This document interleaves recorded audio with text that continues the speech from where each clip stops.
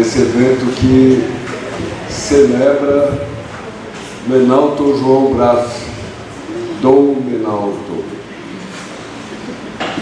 O Mário Covas costumava dizer que existem dois tipos de discurso, o longo e o bom. Portanto, eu vou ser breve.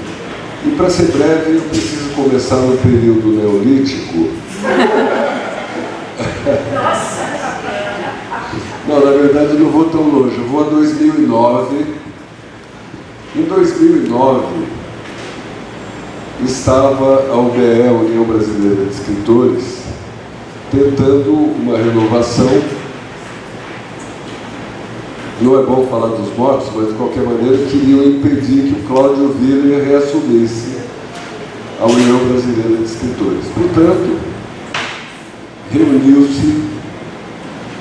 reuniu-se 4 pessoas: Aldário Dantas, Fábio Lucas, Antônio Posidônio Sampaio, Levi Bucalém Ferrari, que era o presidente da época, e me convidaram, quer dizer, na verdade, me encostaram na parede para que eu me candidatasse à presidência.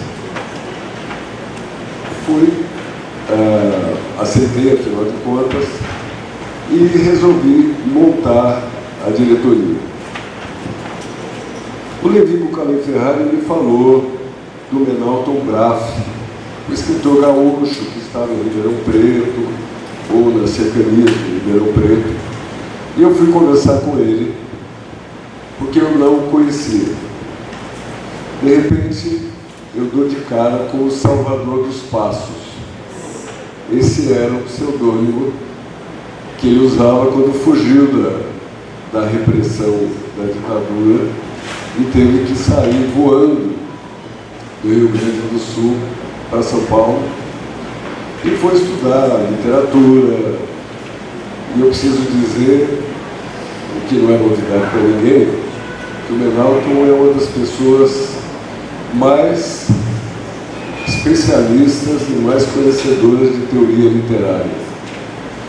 Eu me lembro sempre de um ensinamento dele para os jovens escritores, que é assim: se você coloca no seu texto uma espingarda, em algum momento aquela espingarda tem que dar um tiro.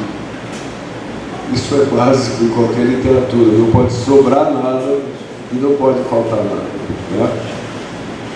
Pois bem, começamos a trabalhar. Eu nomeei o Menalton diretor de integração nacional. E ele trabalhou que nem um louco, sentado lá no escritório dele. Ele juntou gente do Rio Grande do Sul, da Paraíba, da Bahia, de São Paulo, do interior de São Paulo. Criamos vários núcleos da UBE. E a UBE foi abrindo presença no momento em que estava um pouco esquecida. Depois de tantos nomes, como Jorge Amado, como Hélio Pellegrini, como Belotti Del Picchia, como todos aqueles grandes escritores, a UBE passava por uma renovação e a gente conseguiu trazer gente nova. Ao lado do Menalton eu trouxe o Avelima, Luiz Avelima, que estava voltando da Rússia depois de um tempo lá na Rádio Central de Moscou. E eu acho que nós fomos o trio que conseguiu dar uma levantada na UBE, né? Eu acho que o ápice do que a gente conseguiu foi... Eu fui chamado aqui a Ribeirão Preto pelo Menalton e disse: olha, temos uma surpresa para a UBE. Venha para cá. Eu cheguei aqui, fui recebido pela prefeita, então prefeita Darcy Veras, que me disse ao Menalton o seguinte: nós queremos que a UBE faça o Congresso Brasileiro de Escritores em Ribeirão Preto. Era uma proposta nossa trazer a UBE para lugares onde havia grande potencial de novos escritores. Eu estou vendo aqui Mara Sena com aquela poesia exuberante, né? A Eliane Ratier, Alfredo Rossetti, essa turma toda que fazia efervescer a literatura aqui em Ribeirão Preto. O Menalto trabalhou que deu um maluco nesse congresso, conseguimos trazer perto de 800 pessoas do Brasil inteiro e algumas do exterior, trouxemos de Portugal, trouxemos da Suíça, e veio gente como Afonso Romano de Santana, Frei Beto, Renata Pallottini, Ruth Guimarães, minha mãe, e foram 4 dias maravilhosos, e no final a gente acabou entregando o troféu Juca Pato ao Aziz Absaber. O Aziz Absaber, todos sabem, já previa e já prevenia a respeito do que a gente está enfrentando agora com essas queimadas dolorosas e que estão cicatrizando o nosso país, né? E eu fico feliz de estar aqui. Não vou me atrever a fazer nenhuma análise da obra do Menalto, porque tem gente muito boa que vai falar disso daqui a pouco. Bom, voltando à atualidade, já que a gente passou do período neolítico, né? E eu quero dizer que Menalto é um dos meus escritores favoritos, meu querido amigo, e eu fiz questão de estar aqui para compartilhar com vocês um pouquinho dessa história de um homem que dedicou a vida à literatura e a vida a estimular novos autores, né? Menalto, te amo, meu abraço. Roseli, vem para cá.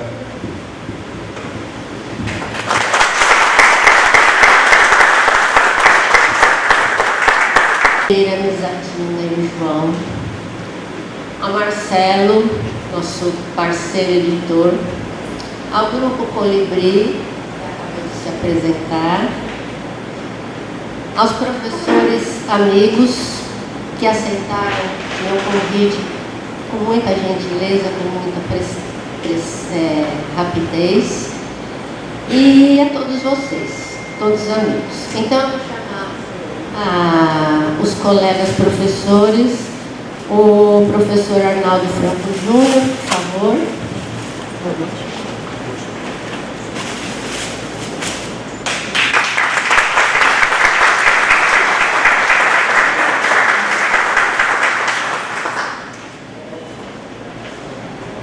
O Franco Batista Sandanello, professor.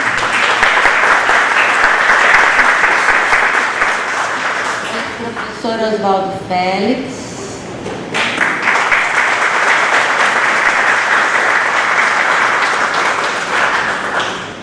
E a minha amiga Rafaela Beleboni.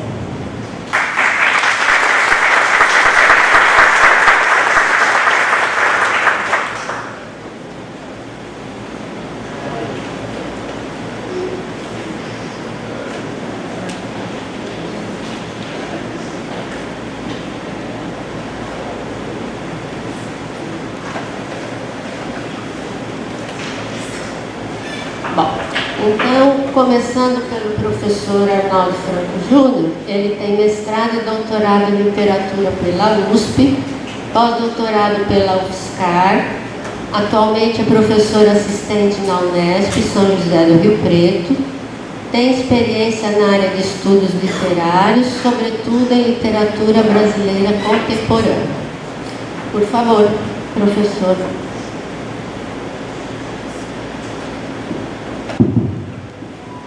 Muito bem, bom dia a todo mundo, bom dia Roseli, muito obrigado. Antes de tudo, eu gostaria de agradecer a Roseli e a Fatou Antunes pelo convite para participar desse evento. Eu agradeço também aos colegas Franco Sandanello, Oswaldo Félix e Rafaela Beleboni, com quem vou compartilhar essa mesa. E por fim eu agradeço à Biblioteca Padre Euclides e à Márcia de Freitas, e a todos os presentes. A minha fala vai se concentrar em alguns aspectos do romance Bolero de Ravel, e agradeço ao Grupo Colibri que tocou, né, de modo concentrado a música do Ravel, que é um romance de 2010, né, e que, acredito eu, concentra vários traços importantes da literatura do Menaldo, né? Agradeço também, por fim, ao próprio Menaldo pela honra que me deu de me convidar para falar aqui. Muito bem. No romance Bolero de Ravel, de 2010, Menaldo Braf constrói um anti-herói que problematiza o funcionamento e a lógica do mundo administrado, que na contemporaneidade consolidou-se como uma realidade universal. O mundo administrado é um mundo regido pelo trabalho. E ele se consolidou por causa do fenômeno da globalização do capitalismo. Este anti-herói do romance, ele desafia a ética do trabalho e o ideal de produtividade social que são característicos da modernidade, né? A modernidade é uma era que vai articular os valores burgueses com o capitalismo nas suas diversas fases. O romance aciona uma certa previsibilidade no plano da leitura, para evidenciar para o leitor o seu próprio grau de comprometimento com ideias e práticas vinculadas à alienação, à violência e à subordinação à ordem administrada do mundo. Ao tomar a leitura previsível como uma parte da matéria narrada, o romance lê criticamente o personagem principal e seu drama, mas também lê o leitor. No romance, Adriano da Silveira, o personagem principal, é um anti-herói incapaz de participar da ordem produtiva na condição de unidade produtiva ou reprodutiva. Ele ocupa a posição de parasita social. Ele mora com os pais, vive de uma mesada que a mãe lhe dá, suporta o mau humor do pai e as críticas da irmã. Ele é escandaloso, porque não encontra defesa possível no senso comum, pautado pelos valores da moralidade média. Adriano é um nem-nem, ou seja, não estuda nem trabalha. Ele se contrapõe à ordem produtiva burguesa e explora as sobras do trabalho alheio para construir a sua frágil resistência à ordem regida pelo trabalho. Uma parte importante da sua resistência são as suas análises críticas dessa ordem e de seus dois grandes representantes na família, o pai e a irmã. Adriano é um anti-herói que se constitui num polo de negação radical. Por isso, da perspectiva de uma crítica radical aos fundamentos da ordem socioeconômica e cultural dominante, ele se revela intolerável e desconfortavelmente necessário. Por meio dele e de sua história, reafirmam-se duas funções da literatura.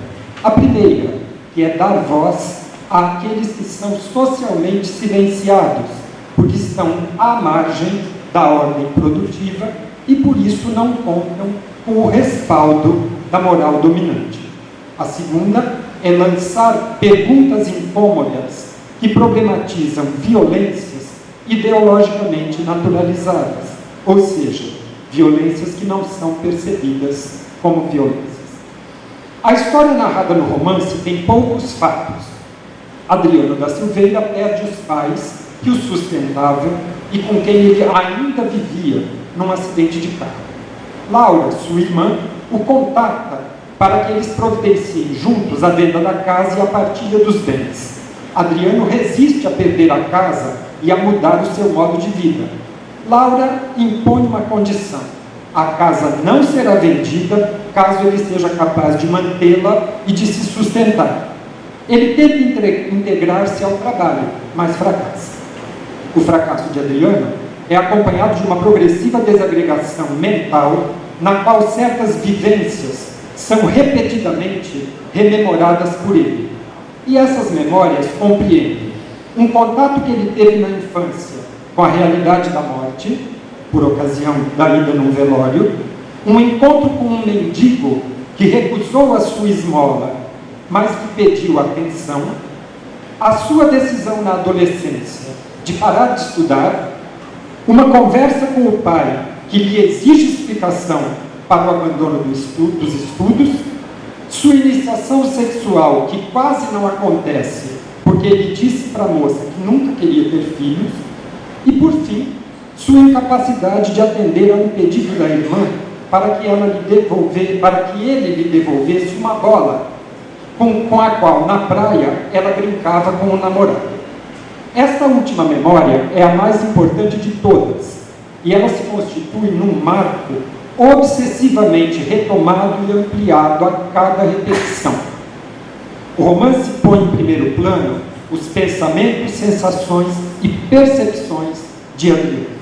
A análise mental e o fluxo de consciência dão ênfase ao mundo interior desse anti-herói, ao seu modo de ver e de sentir o mundo dos outros, do qual ele voluntariamente se distanciou e no qual ele se recusou a ingressar até a morte dos pais.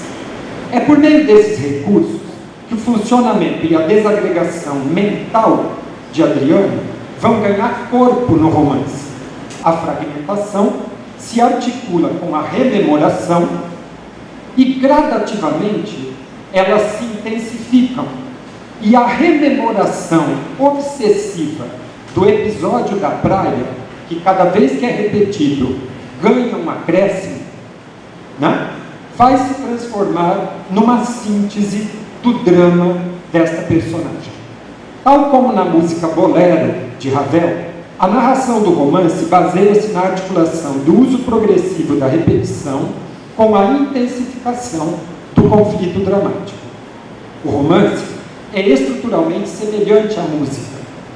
Na música do Ravel, nós temos o seguinte: uma repetição com diferença na retomada dos mesmos elementos, o tema e a frase musical. Né? A música dura bastante, né? E a cada vez que se repete o mesmo conjunto de movimentos, novos instrumentos vão entrando. Né? E ela vai ganhando corpo até se transformar numa música de orquestra completa. Né? Um outro traço é a manutenção do ritmo e do andamento com essa progressiva inclusão de instrumentos. E, por fim, um final abrupto, né, no clímax da música, que, depois que acontece, precipita a música no silêncio. Né, e aí ela acaba. No romance, nós vamos ter algo muito semelhante. Nós vamos ter uma repetição na retomada das mesmas frases e dos mesmos elementos narrativos que vão compor as vivências do Adriano, o que ele rememora e, portanto, as cenas do romance. Vai haver também a manutenção de um ritmo baseado na fragmentação e na repetição, com uma progressiva inclusão de informações que vão intensificando o conflito dramático e, por fim, um final abrupto. Né? Logo depois do auge do drama do Adriano, que compõe o clímax, né? E que se segue, né, a isso um silêncio que sugere um colapso nervoso da personagem, um mergulho na loucura ou na morte. O modo de contar a história apresenta uma estrutura circular e mostra o autoaprisionamento de Adriano numa rede de relações da qual ele tenta escapar. Suas ações são impotentes para romper com a ordem que o submete e se articulam em progressão espiralada, como na música, com um desespero que só pode acabar com a morte. O fracasso social de Adriano já se mostra na sua primeira recusa na adolescência, interromper os estudos. Suspenso durante um tempo, ao custo do parasitismo que ele estabelece com os pais, esse fracasso o atingirá como uma catástrofe a partir do acidente em que os pais morrem. A partir daí, Adriano tem de se defrontar com Laura, sua irmã, que é o seu oposto e personifica a ordem produtiva da qual ele não conseguirá escapar. No plano dos efeitos do romance, o leitor tende a se alinhar com as razões e os argumentos de Laura. tende a não se identificar com Adriano e seu drama. E no plano das ideias, tende também a rejeitar os valores que Adriano personifica. Isso revela o quanto de violência está introjetado neste próprio leitor, o quanto essa introjeção tornou-se necessária para sobreviver num mundo marcado pelo trabalho alienado e por um ideal de produtividade como valor em si mesmo. Ao se recusar às imposições da ordem produtiva, ocupando contraditoriamente o lugar de um beneficiário dessa mesma ordem, ou seja, de parasita social, Adriano avalia com ironia e certo afeto piedoso a autoviolência e a autoalienação encarnadas por seu pai e por Laura, sua irmã, mas também projetadas no leitor que se identifica com estas personagens. Eu cito aqui um trechinho do Adriano, no romance. Não quis descer do carro a Laura, com seu corpo ocupado e cheio de compromissos para amanhã. A vida toda, os compromissos. Ela foi uma criança de viver muito, seus dias organizados. Minha irmã não sabe viver sem estar envolvida, sem estar enredada nas tramas de alguma rede. Ela nunca teve preferência por ter sua vida solta dentro das horas. A Laura nunca se move pelo prazer do movimento. Jamais a vi dançar sem um propósito prático. Minha irmã é dessas pessoas que julgam salvar-se na ação. Não tem outra existência além da que lhe dá movimento. Ela exerce com tirania o controle do tempo, mas já não sabe mais por quê. Laura é uma continuação do pai e é alguém que se construiu e se movimenta num tempo regido pela ordem produtiva e funcionalista, ou seja, tudo tem que existir com uma finalidade, um propósito, uma utilidade. Ao contrário de Adriano, ela luta ferozmente para conquistar lugares de prestígio social. Ela é a filha dedicada, que dá satisfação aos pais correspondendo às expectativas deles. Ela é a primeira aluna da escola. Ela é a mulher que dá continuidade à família, tornando-se esposa e mãe. Ela é uma advogada de sucesso, casada com um marido bem-sucedido nos negócios. É sobre ela que recairá com maior intensidade a crítica de Adriano, que vê nela uma existência vazia e uma forte despersonalização como resultado da sua alienada integração ao produtivismo que rege a vida contemporânea. O conflito entre Adriano e Laura, assim como a história narrada no romance, tem um intertexto célebre, a fábula da cigarra e da formiga, de Esopo, imortalizada séculos depois por La Fontaine, que nela reforçou a ética burguesa do trabalho. Menor Dombrafo, entretanto, obriga-nos a ouvir a voz silenciada nas narrativas de Esopo e La Fontaine. Seu romance parece responder às questões: o que teria a cigarra a nos dizer sobre a sua experiência? Como se constitui o seu modo de ver e de viver o mundo?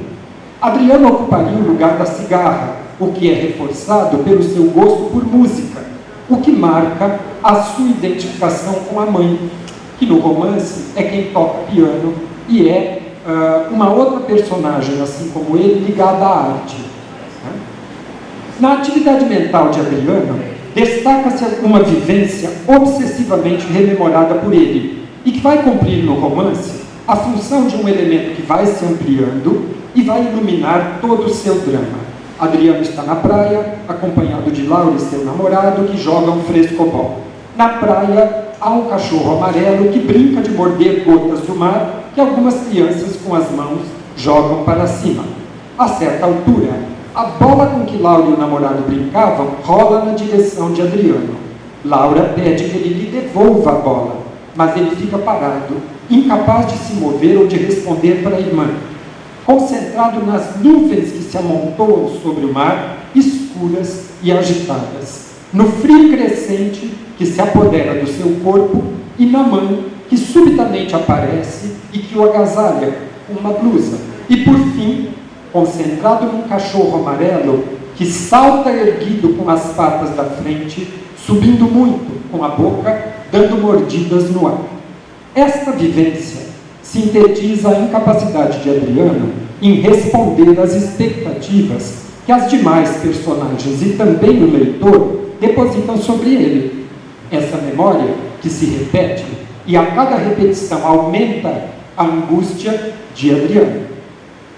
Como ela se amplia a cada rememoração, vai eliminando a diferença entre o que foi realmente vivido por Adriano e aquilo que vai ganhando acréscimos de fantasia e vai se aproximando da alucinação. Numa certa altura, o cachorro passa a abocanhar as nuvens e despedaça o sol com as unhas, mergulhando o mundo todo na escuridão. Neste romance, não se trata apenas de lermos a história de um perdedor cujo drama e cujo fracasso são uma fatalidade previsível. Um dos efeitos mais importantes do romance está em fazer o leitor participar do próprio drama por meio de uma identificação com Laura, a antagonista de Adriano. A previsibilidade do fracasso de Adriano corresponde, no plano dos efeitos dramáticos, uma participação interessada do leitor, que, embora se disponha a acompanhar o drama do protagonista, não se identifica com ele, mas sim com a moralidade média e a ética burguesa do trabalho, a ordem social dominante, com, enfim, aquilo que chamamos de nosso mundo, e que Adriano despreza. Neste sentido, a previsibilidade do destino de Adriano é o elemento que força o reconhecimento do lugar que também previsivelmente o leitor ocupa quando convidado a se posicionar em relação a esse anti-herói e seu drama. A eficácia desse dispositivo no romance se evidencia na criação de uma expectativa deliberadamente frustrada pelo próprio romance, a de que Adriano consiga vencer o desafio de se integrar à ordem produtiva. Essa expectativa obriga o leitor a reconhecer que ele, leitor, é parte integrante do mundo que Adriano recusa. A manifestação dessa expectativa frustrada se dá mediante um conjunto automático de avaliações morais de Adriano, que é facilmente rotulável como vagabundo, parasita, inútil. Ele não tem direito algum de se queixar, já que nunca trabalhou. Ele não se emancipou economicamente. Ele não se tornou adulto nem maduro de fato. Ele não se tornou responsável por si próprio. Clara de Ravel parece ambicionar um leitor capaz de suportar o mal-estar de defrontar-se com as razões de ser de Adriano e de reconhecer nele um polo de negatividade que não oferece nenhuma resposta pacificadora às questões que ele produz com a sua existência e a sua inação. Esta capacidade de incluir o leitor como parte da matéria narrada é algo que evidencia a sofisticação do trabalho de escrita de Menalton Brás. Na literatura brasileira, Machado de Assis com Dom Casmurro e, em certa medida, Memórias Póstumas de Brás Cuba faz isso, e Clarice Lispector com A Hora da Estrela também. Poucos escritores são capazes de fazer isso para oferecer, por meio da obra que escreve, uma problematização que se estende da esfera dramática individual da personagem protagonista para o contexto sócio-histórico e político ao qual esta personagem está vinculada, implicando o leitor como cúmplice dos valores e práticas dominantes no contexto. O drama de Adriano, que é um representante do fenômeno neném, jovens ou adultos que não estudam nem trabalham e que parasitam os pais ou familiares para morar, comer e pagar suas contas, etc., ilumina por efeito da contextualização do seu drama a ordem socioeconômica e política em que Adriano se insere. O capitalismo neoliberal, que dos anos 1980 para cá, elevou o produtivismo à condição de principal critério de avaliação social e moral do indivíduo e, simultaneamente, incluiu em seu modelo de funcionamento a marginalização de parte da sociedade do mundo do trabalho, o que atinge, sobretudo, os jovens. Como toda grande obra de arte, este romance, como outras obras de Menalton Braff, não permite uma leitura reduzida ao simples entretenimento. Não é um romance que se leia para se distrair. Ele convoca o leitor a refletir criticamente sobre o seu modo de ser e de estar no mundo. Ele convida o leitor a observar que a sua própria relação com o mundo, a sociedade, a vida, enfim, é marcado por tensões, problemas e conflitos, alguns deles de dificílima solução. Obrigado. Em primeiro lugar, eu quero agradecer por estar aqui, agradecer a minha parceira Roseli. Eu acho que se a gente for contextualizar, né, um encontro que vai comemorar 40 anos de literatura do Menalton, numa época em que ficção, literatura, arte tem perdido espaço, né? Ouvimos aqui o quarteto, neste momento, o Colibri, também produzindo a sua arte. E hoje a gente compete isso com a arte produzida por não humanos, né? E etc. Então eu vejo um momento de falar de literatura e de alguém que movimentou sua vida ao longo da literatura, como se fosse um ato de resistência, né? Somos humanos e produzimos arte, queremos compartilhar arte.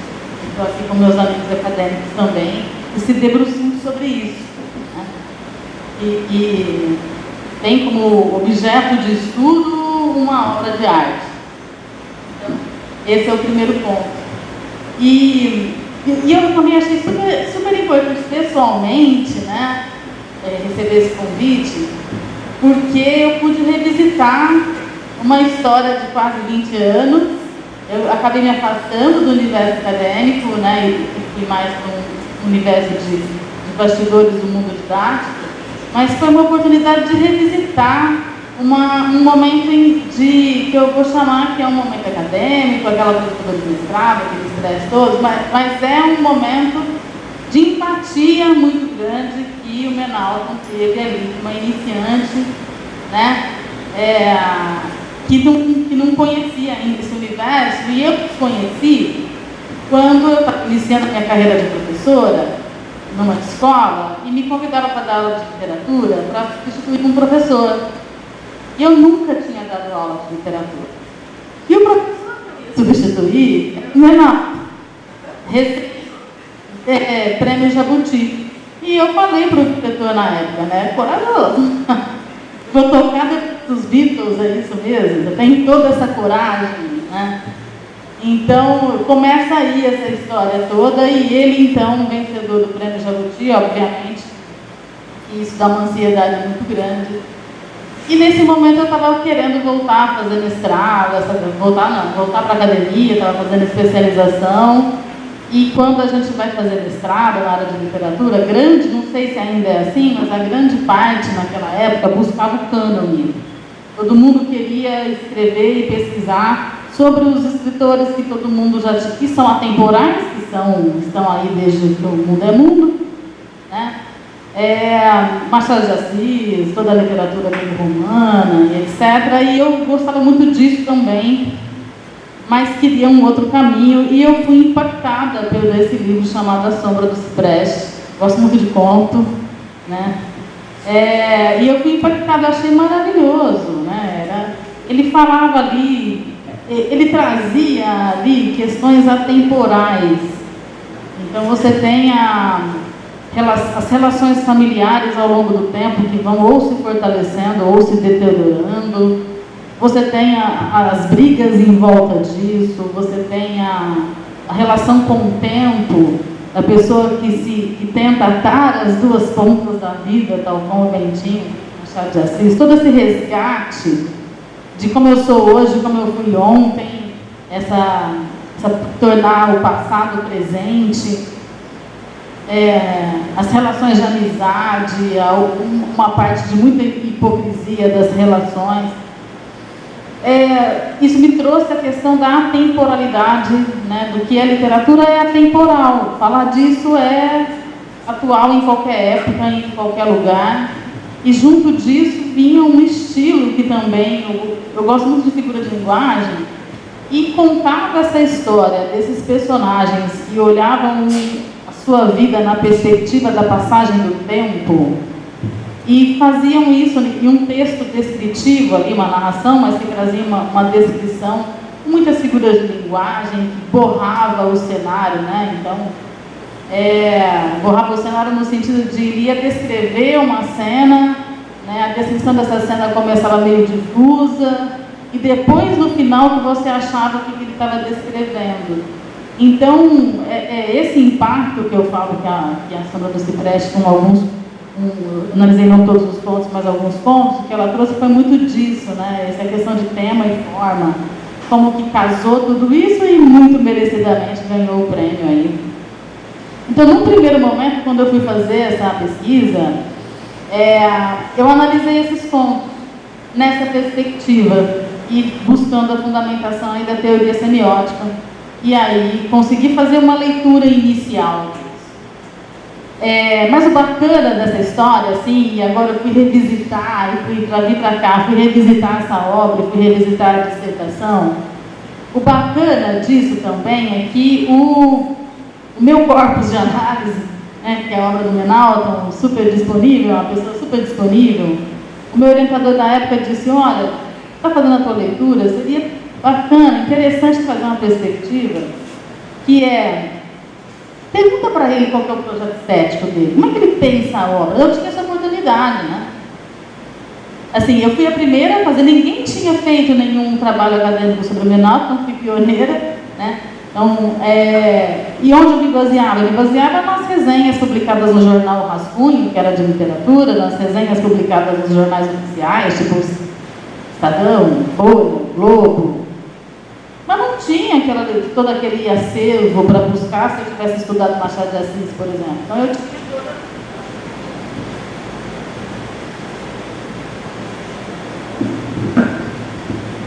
Então, tá dando para ouvir? Tá?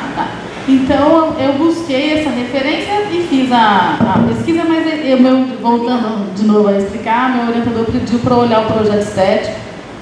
Então, fiz uma série de entrevistas com o Menalton sobre o projeto. Como que você pensa, Menalton, para escrever? Como que você cria? Qual que é o teu projeto de criação? De onde que você tira tudo isso? Por que é assim? Né?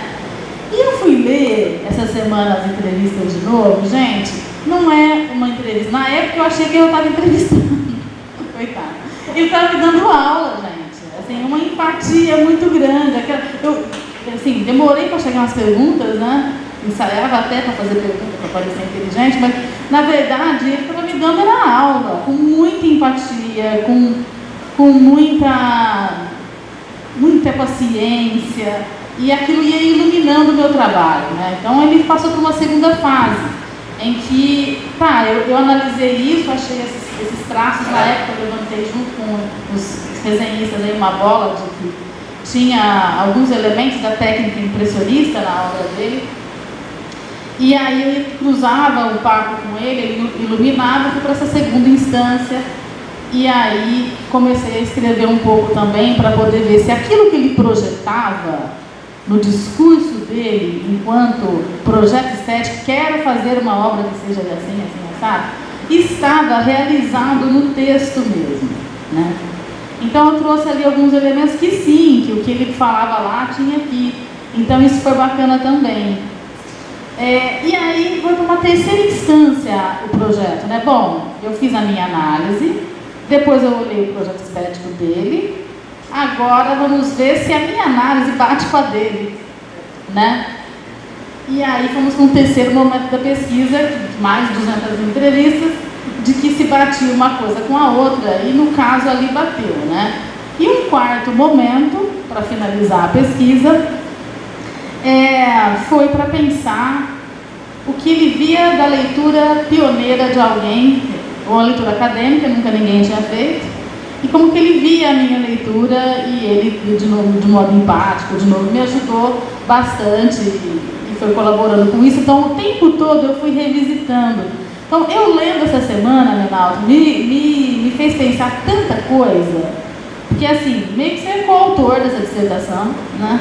Porque você foi, eu não sei nem em termos do acadêmico, se isso poderia, se não poderia, mas assim, é um diálogo, é o resultado de um diálogo, de alguém com muita experiência, com alguém na época com menos experiência, e que eu fui trocando essas informações. Eu pensei essa semana que teria sido academicamente legal engrossar o caldo dessa pesquisa, se eu tivesse colocado mais contos na análise, se eu tivesse trazido outros livros para poder em algum momento ter um confronto e mostrar nesse ponto aqui, ele projetou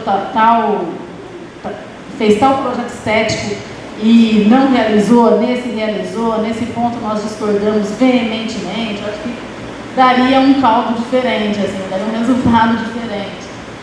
Mas eu quis contar toda essa história para vocês, né? Porque é um livro que ele traz o impacto de falar do tempo, da passagem do tempo, de como isso mexe com a gente em diferentes etapas da vida, de diferentes maneiras, de um jeito muito bonito de contar, muito simbólico, não vai direto ao ponto, você precisa fazer inferências, você precisa estabelecer relações para você poder entender o texto. Então, isso mexe bastante com o leitor. Aí eu acho que é uma oportunidade da gente buscar uma humanização a partir disso. E uma pergunta que eu fazia muito, que eu tinha muita curiosidade na época, eu quero terminar com a resposta dele, né?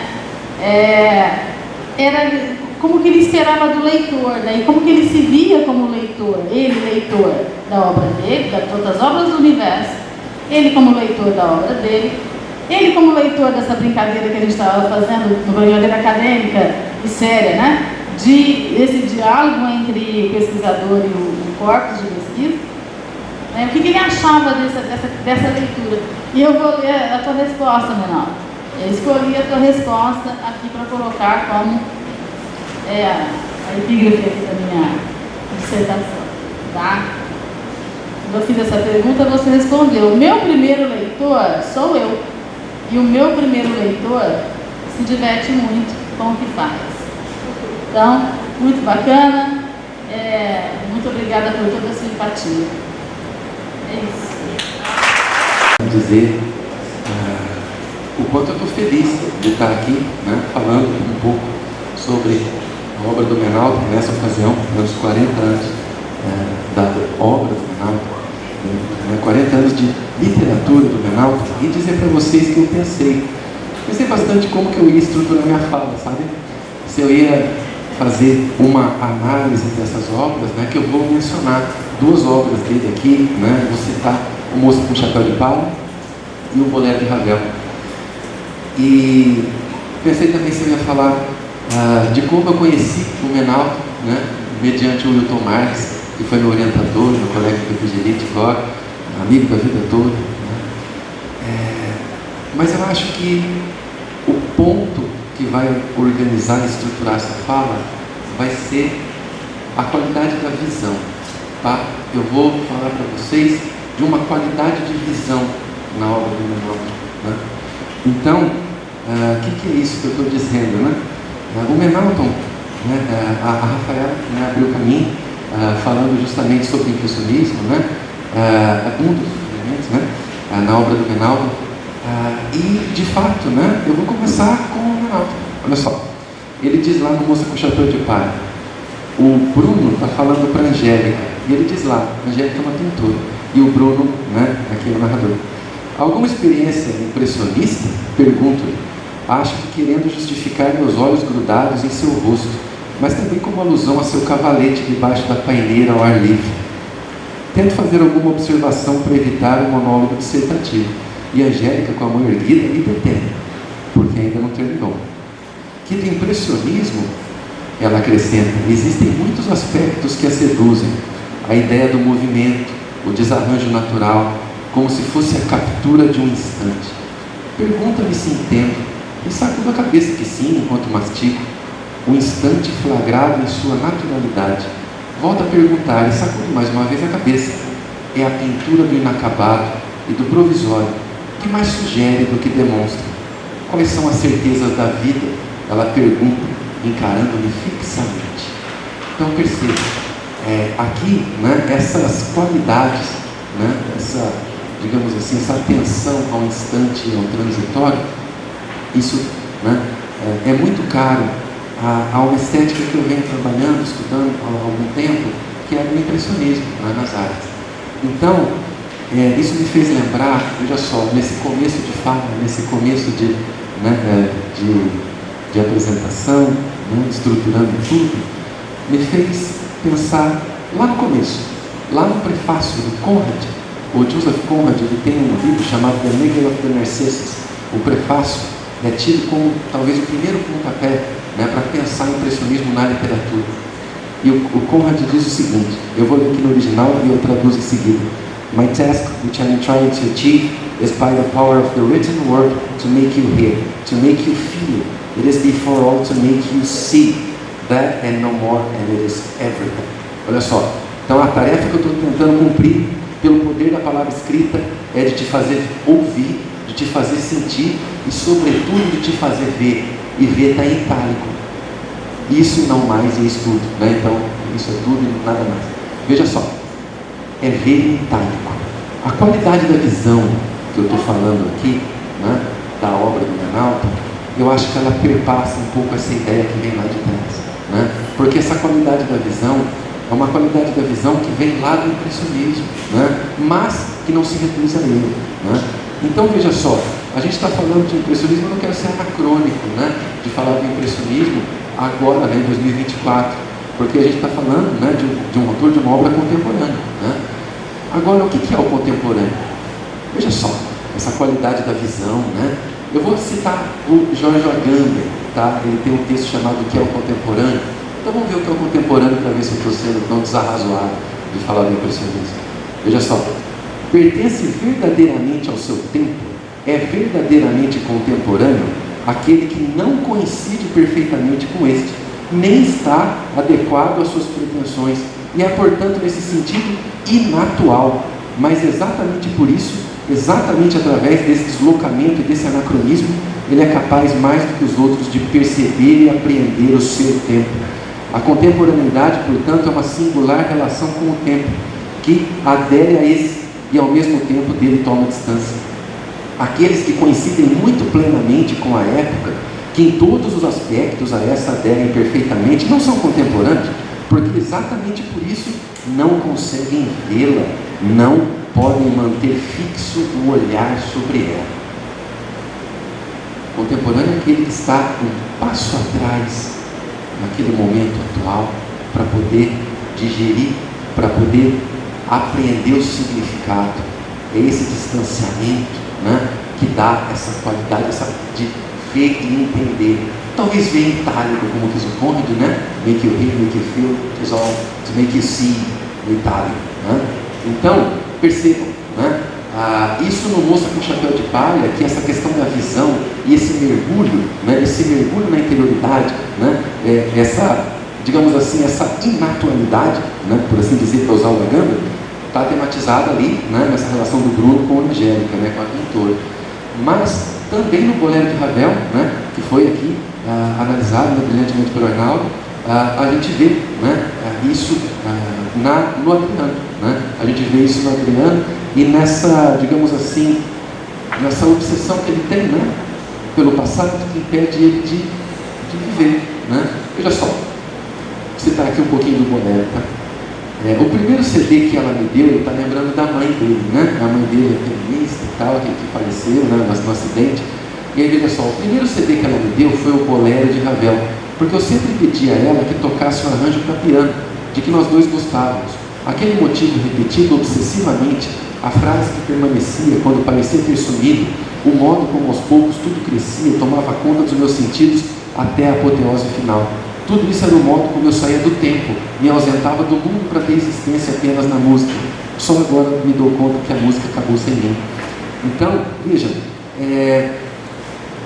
essa capacidade de estar um passo atrás do atual não significa que a gente se prenda, né, inteiramente ao passado ou ache que, né, seja preciso paralisá-lo, né, porque o Adriano faz isso, né, ele tenta fazer, né, pelo menos, né, ele tenta se refugiar no passado, mas não, o que importa é justamente essa qualidade de perceber o fluxo do tempo, e essa qualidade da visão que pode estar tematizada, no caso do Moço com Chapéu de Palha, né, ou pode estar, digamos assim, estruturantemente aí, ressignificado nesse bolero de Ravel, nesse som que acaba sendo, né, esse motivo que acaba esgotando o presente nessa busca pelo passado incessante, né, mas sobretudo aquilo que eu disse para vocês de fazer ver em itálico, é essa, digamos assim, experimentação com a focalização, que é uma herança que vem lá de trás, que vem de Conrad, que vem de Machado de Assis, que é um dos autores de predileção do Menaldo,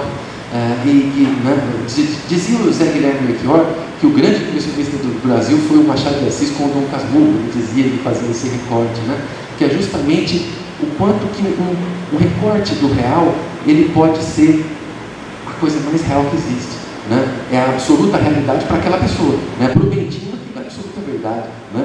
Agora, como que vamos ultrapassar o limite, né, esses limites cognitivos? Na verdade, a gente pode tematizá-los, estruturá-los, né, mas ultrapassá-los, né? Então vejam, buscando discutir essa qualidade da visão, eu acho que seria importante, talvez, eu falei um pouco de contemporâneo, não falei tanto de impressionismo, vou falar um pouquinho de impressionismo, tá? Vou falar o que seria o impressionismo, essa transposição da pintura para a literatura. Eu vou citar o Pierre Francastel, tá? Então, eu vou já dar aqui a tradução, tá? O original está aqui, eu vou traduzindo aqui direto. Nunca antes de Monet houve a ideia de fundir, de mesclar na representação integral do mundo, né, a sua decomposição em cores puras da luz. Aí está o porquê, não se trata de uma moda, de uma simples forma, né, de representar, né, de um conjunto de técnicas. É o exercício da própria atividade perceptiva e figurativa que mudou, né? Impossível definir o momento, as circunstâncias e as causas de declínio de um movimento, né, que se tornou uma forma tipo e uma estrutura do espírito. Para ainda tomar, né, uma comparação de diversas disciplinas, né, para ainda fazer uso de uma comparação assim, o papel do impressionismo na pintura é aproximado àquele do contraponto ou da fuga no domínio musical, né? Então veja, o Francastel diz de uma estrutura tipo, né, esse mergulho na consciência e essa experimentação com as focalizações, o fazer ver em itálico é algo que ainda, né, gera muitas e riquíssimas ondas, né? Agora, passando para o impressionismo na literatura, que eu falei da pintura com o Francastel, eu vou citar Peter Stahl, e ele diz lá, né, olha só, o impressionismo literário é um processo temporal que representa um ato temporal espacial. O tempo, duracionalmente, né, ele une os fragmentos da percepção espacializada e a consciência espacializa o fluxo do tempo em momentos, né, distintos. Aí que está, gente. A palavra, né, isso que é a coisa fantástica que o impressionismo literário levou à frente o impressionismo pictórico, na verdade, né, porque a decomposição, né, ali em cores, em volume, né, na relação, na atomização, né, do mundo que leva à espectralização das cores, né, isso gera um monte de coisa que eu não vou me aprofundar aqui, né, mas que gosto sempre de falar, e tem até uma disciplina sobre justamente essas relações. Isso na literatura é muito mais imediato, porque a gente pode dar esse fluxo das palavras da vida da consciência de um jato, né? Isso é discurso imediato. Então, vejam, né, essa experimentação com a focalização e com o ato de fazer ver nas suas mais diferentes significações ao ponto de virar um itálico, fazer ver, né, é o que a gente pode entender por impressionismo literário e é o que a gente pode entender aqui com essa longa, né, experimentação com a focalização que a gente vê muito na obra do Menaldo Bravo, né? Então esse mergulho na consciência dos narradores que faz a gente se identificar, porque veja, né, Isso é ser o contemporâneo, né? Isso é ser contemporâneo, é ter essa qualidade da visão, é fazer a gente ver junto, é fazer a gente ouvir junto, é fazer a gente sentir junto, né? Então, é isso que eu acho que seria a ênfase da minha fala, né? Dizer que o Menaldo, né, ele tem essa capacidade, né, de fazer ver com Itália, sabe? Em Itália, né? De ver que sim, conquista o Conde lá atrás, né? Então, dizer para vocês, né, que falar sobre o Menaldo, né, agora talvez num registro mais pessoal, né, um pouco mais longe das citações aqui do Agamben, do Stahl e também do Francescano, falar do Menaldo é algo muito, muito caro, né, porque o impressionismo vem me acompanhando de há muito tempo. Há 15 anos, né, eu lembro de ter visto o Menaldo a partir lá no UFSCar, né, a partir de uma conversa com o Wilton. Eu fui lá e aí eu comecei a ler, né, li várias obras do Menaldo e essa qualidade me chamou muito a atenção. Na época eu estava estudando Raul Pompeia e depois, né, eu linkei com Raul Pompeia e Domício D'Agame, que são autores impressionistas, são da cadeira 33 da BL, justamente que fazem essa experimentação, né, com a focalização. E essa leitura do Menaldo me acompanhou no pós-doutorado, fazendo um livro chamado Domício D'Agame, Impressionismo Literário no Brasil, discutindo Adelindo Magalhães, discutindo depois o Menaldo, que é o capítulo que encerra o meu livro. Eu pensei, poxa, eu preciso falar com o Menaldo, pedir para ele, né, para fazer uma apresentação desse livro, né? E ele fez a apresentação muito gentilmente, porque o Menaldo, ele tem essa qualidade da visão, né? E ele tem esse coração maior que o mundo, né? Eu acho que é por isso talvez que ele consiga, né, ver a partir de tantas perspectivas, de tantos personagens, né? Porque o coração dele é muito grande, né? E ele consegue, né, esse pathos, né, da identificação com o outro, ele tem muito fácil, né? E então ele vai, né, transpondo isso nos personagens dele. Então, ele fez a apresentação do meu livro, que muito me honra, né? E eis aqui hoje, né? Eu falando, né, sobre o Menaldo com ele na plateia, né? É uma honra estar aqui, pessoal, tá? 40 anos de literatura do Menaldo. Gente, eu preciso de mais 3 anos para ter 40 anos de vida, né? Imagine, né? Quem sou eu? Né? Quem sou eu para falar, né, do Menaldo? Mas é isso, tá? Dizer que eu admiro o Menaldo desde aquela época, porque ele tem a qualidade da visão, tá? A obra dele e a pessoa dele tem a qualidade da visão. Itália, tá bom? É isso. É uma situação difícil a minha, depois de passar 3 pessoas a esta mesa falando com a competência que falaram, eu tenho que dizer alguma coisa nova, né? Muito difícil. Eu me sinto como no banquete de Platão, mas eu não sou Sócrates para falar por último e falar alguma coisa não. Tem que inventar alguma coisa, né? Inventar uma diotima, alguma coisa assim. Eu conheci o Menaldo em 2 momentos. O primeiro foi indireto. Indireto eu soube de um professor que foi demitido de uma escola de Ribeirão Preto e que no ano seguinte venceria o prêmio Jabuti. E quando eu perguntei a um outro professor por que ele foi demitido, eu não sei, eu acho que por excesso de competência. Aqui em Ribeirão Preto existe isso. Você tem muita competência, é um pouco difícil dar aula de literatura, redação, né? E depois, num outro momento, em Ituverava, quando eu merecidamente fui demitido por conta de uma aluna que se comportava de maneira muito inadequada em sala de aula, ela ligava dor e disse para ela: você vai procurar um psicólogo, psiquiatra, um veterinário. E ela só ouviu o veterinário, não sei com que animal se identificou, eu fui demitido e quem foi me substituir foi o Menaldo. Acho que não deu muito certo, ficou pouco tempo também, né? Então, nesses lugares é perigoso ter um pouco de competência, né? A medianidade parece ser um ponto-chave para esses empresários, né? E depois eu conheci o Menaldo, já pessoalmente, quando do prêmio Jabuti, na casa de um amigo. E de lá para cá, deve ter uns 24 anos mais ou menos, eu fui me articulando com a obra dele. Volta dele, ele publicava romance, né, todo ano, fui fazendo resenha de alguns livros. Resenhas também que ele disse: Oswaldo, não encontro espaço para publicar essas resenhas, né? Deu um problema uma vez com um romance, era Moça com Chapéu de Palha, alguém escreveu umas bobagens, e essa o Menaldo depois conseguiu publicar, acho que foi em Ribeirão Preto mesmo, no jornal daqui. Então eu vou fazer uma leitura assim, da obra, em conjunto da obra do autor. Eu escrevi o seguinte, que Menaldo Braco desenvolveu uma literatura que evidencia uma estratégia e apresenta um objetivo desde o início, que se realiza passo a passo de modo sistemático, rigoroso e controlado, que é a busca do aperfeiçoamento da forma como instrumento de depuração da narrativa. Isso daí uma certa dificuldade imposta ao leitor de superfície, uma vez que a cada produção busca menos a paisagem externa e mais a sensação visual. Na fronteira subjetiva do ser e do nada, a linguagem do autor capta as nuances dos alicerces irredutíveis da condição humana, porque atravessa o imediato para reavivar a interioridade, resgatando-a do que é supérfluo e estéril. Menalton Braff tem por hábito, em suas obras, extrair os pormenores significativos que repousam, no mínimo, no escondido.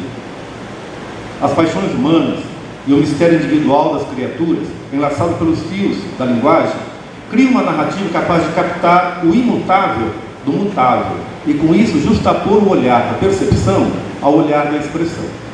Eu explico. O olhar da percepção é o que capta o objeto. O olhar da expressão visa o conhecimento do ser, do sujeito. Se na pintura o matiz de uma cor ou o traçado de uma linha produz o enlace entre o olhar e o mundo, na obra de Menalton, a palavra é a lavra do real. É o instrumento pelo qual o autor dá vida, forma e cor às suas narrativas. Os objetos externos, o outro, são captados em sua forma essencial e introjetados no corpo da narrativa como seres. Essa afinidade entre seres e objetos, entre os olhos e as mãos, entre a percepção do mundo e a sua expressão narrativa, consagra-se na unidade do discurso artístico. Este domínio do impreciso via linguagem literária acaba por prover as personagens de qualidades sensíveis, transformando em prosa o indizível, excitando a imaginação do leitor, levando-a a sentir o que está oculto no lado visível da personagem, para que possa descobrir a amplitude do invisível de um mundo imperfeito. A atividade narrativa busca uma relação intensa com o fluxo da vida, captando do elemento externo suas nuances, submetendo-as a uma estrutura frasal rigorosa, limpa e intensa, que resulta na representação da impressão fugidia e no triunfo da sensação sobre a racionalidade. Os sentidos são decantados pela consciência, que capta o essencial daquilo que é fugaz e retém na estrutura da narrativa a depuração do instante. É notável como o mundo dos sentidos, em sua fluidez e instabilidade, adquire harmonia no discurso literário. Esse esforço concentrado de criação literária, rumo ao refinamento estético, nos aproxima do sensível, de uma consciência do sensível, e nos leva a um reencontro com as evidências, a evidência do sensível, que a automatização do mundo contemporâneo afasta o ser humano. Aqui se chega à questão central da produção do autor. Como é possível traduzir em arte a dimensão humana da vida em um mundo asfixiado pelo imediatismo e pela automação? O refinamento estético é a chave. Chave não porque decifra o sentido da vida, mas porque exprime tudo que, não sendo visível, nos faz ver, tudo que, não sendo pensado, nos faz pensar. A dimensão sensível da vida é feita de ausências, de vaguidades, de distâncias, de instantes, de vestígios de sensações e impressões. Quando comparamos romances como O Casarão da Rua do Rosário, O Bolero de Ravel, A Tocata e Fuga Quatro Vozes e Os Olhos de Meu Pai, o leitor percebe que a geometria severa do seu estilo se alia a um emprego muito econômico da expressão, mas no interior dessa voluntária redução emerge a concentração das nuances, como fenômeno de iridescência verbal, que define uma construção narrativa sólida. Se é verdade que somos feitos daquilo que fomos, então a presença de autores como Camões, Fernando Pessoa, Proust, Machado de Assis e Clarice Lispector são inegáveis na obra do autor. Mas Menalton constrói suas narrativas através de um poder de síntese capaz de associar influências diversas e renovar sua visão de construção do texto literário, uma vez que engendra o novo em relação aos autores que o antecederam. Clarice, Proust e outros autores clássicos estão presentes na sua obra, mas é claro que nenhum dos seus romances foi escrito à maneira deles. Da mesma maneira que soube extrair dos clássicos literários certos temas, como da memória, soube também reintegrá-los de maneira própria. A obra do autor processa o conhecimento da técnica narrativa. Todo e qualquer elemento externo, seja uma imagem ou um tema, passa a ser um pretexto para o ato intelectual de escrever. Mesmo uma frase musical, como Bolero, de Ravel, torna-se um elemento estrutural para o romance Bolero de Ravel, no qual a personagem Adriana, por exemplo, não é dada ao leitor como representação da realidade, como em certos autores do realismo, mas como linguagem que estrutura um caos interior, reproduzindo na estrutura frasal as sensações vivenciadas. Por isso, de modo geral, os personagens na obra não são manequins de figuras humanas, pois a presença da subjetividade expõe uma humanidade danificada por um sistema que visa a reificação. Em Moça com Chapéu de Palha, 2009, a estrutura narrativa é tão importante quanto os temas que aborda: criação literária, jornalismo, ética, verdade, beleza e a incompreensão do outro. As afinidades são profundas e possuem um sistema de equivalência. Em primeiro lugar, é preciso ressaltar que a pintura impressionista repercute fortemente no espírito do Alto Braga. Os postulados do impressionismo, que induzem o autor ao esmero da forma, trazem à superfície certas questões filosóficas e estéticas fundamentais e permanentes, como a representação da impressão fugidia e o triunfo da sensação sobre a racionalidade. Assim como Monet produz aquela série, um conjunto de telas sobre o mesmo tema, como Catedral de Rouen, captando as divergências da mesma paisagem a partir da luminosidade, o romance Moça com Chapéu de Palha contém uma cena que estrutura e repercute por todo o romance. Cena que ocorre no escritório de Armando. Bruno Vieira,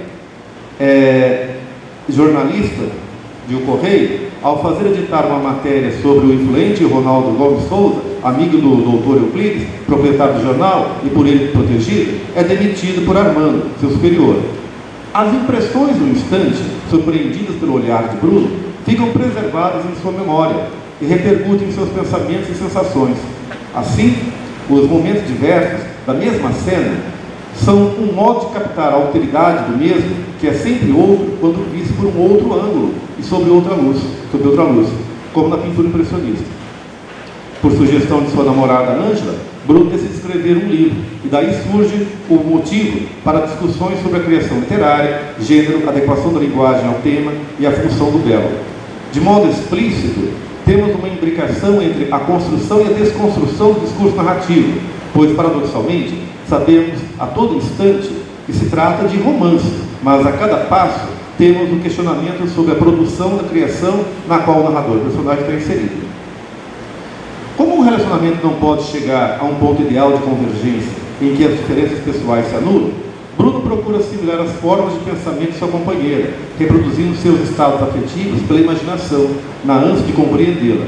Nesta ânsia de compreensão, ocorre o drama da subjetividade de Bruno, que percebe que integrar-se ao outro é um retorno à própria subjetividade. Daí surge a sugestão para o leitor de que a impossibilidade de compreender absolutamente o objeto institui a percepção da própria existência e da existência do outro. A poética e quase idílica relação entre o casal provém da percepção do narrador da beleza epidérmica, um tanto perturbadora, um espírito inquieto como o de Bruno, mas Ângela é profundamente mulher, seja pela audácia pertinaz, seja pelo senso de ação, que a torna a sedutora e não a seduzida.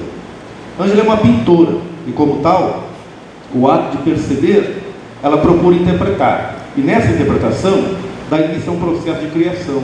Como a técnica narrativa é uma questão de formas e eventos, no sentido do pensador italiano Carlo Diani, evento é todo o acontecer devido na experiência que motiva as operações textuais, nela penetrando como temporalidade e subjetividade, que é citado por Alfredo Bosio. O leitor pode perceber o quanto os processos de percepção se interligam com os próprios processos de criação. A sensualidade da percepção une a imagem à palavra e faz com que Moça de Chapéu de Palha possa ser lido como se observássemos uma pintura de Monet. Há no romance uma certa oposição entre mundo urbano e rural. Ao mundo urbano, agitado e maculado, pelas impropriedades éticas, opõe-se o campo, a propriedade rural, uma espécie de locus a menos. Aqui podemos questionar se a tal oposição não refletiria uma oposição entre modernidade e, em particular, com a modernidade urbana. A linguagem empregada, sobretudo da relação do casal, pontuada de lirismo, parece, à primeira vista, anacrônica. Neste romance, a criação literária é também consciência estética da criação literária. Nesta volta sobre si mesmo, Menalton apreende as lições da modernidade de uma forma espiritualizada. O olhar, a audição, o olfato, o tato, todos os sentidos são decantados pela consciência. Daí a banalidade da modernidade ser decantada pelo uso da linguagem, pelo olhar impressionista que capta o essencial e é capaz de dar ao instante, e é capaz de dar cor ao instante com as pinceladas de uma linguagem que ele aprendeu a dominar de modo singular. Eu poderia continuar aqui a falar de outros romances do Menalton, mas eu creio que, no conjunto, observe-se algo de fundamental importância, que se observa em todo grande escritor, não é? Que é essa depuração da forma. Eu acho que quem lê os últimos romances do Machado, quem lê Os Olhos do Meu Pai, percebe o quanto há de decantação, né, estética, da forma, nesse texto.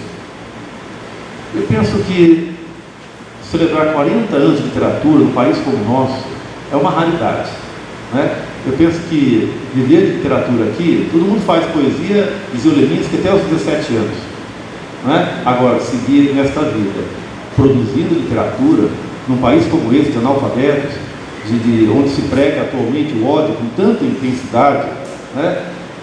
Realmente merece destaque. Eu vejo o Menalton, como o Cortázar talvez dissesse, como um minotauro, que está lá preso num labirinto, né? E põe-se lá um Teseu para matá-lo. E por que o minotauro? Porque o minotauro é um ser disforme, né? O biforme, metade homem, metade touro, né? Talvez este seja o artista em nossos dias, que é visto dessa maneira, como um ser biforme, disforme, o que forma lhe atribuam, fora do contexto, fora dessa realidade que visa exclusivamente ao consumo, né? Desse mundo marcado pela banalidade, pelo imediatismo. A obra do Menalton torna-se uma obra de resistência, porque não é qualquer leitor.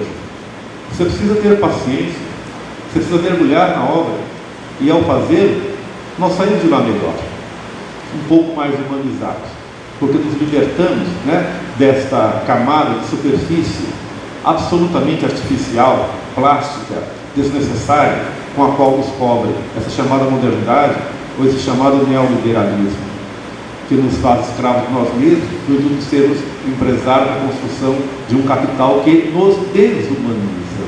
Então eu acho que o fundamental que eu atribuiria à obra do Menalton é isso, é a capacidade de manter-se, de construir um discurso dentro da dimensão humana da vida. Parabéns, Ronaldo. Hoje eu reencontrei alguns amigos queridos aqui e eu fico muito feliz com isso. Parabenizar a mesa pelo trabalho sobre o Menalton.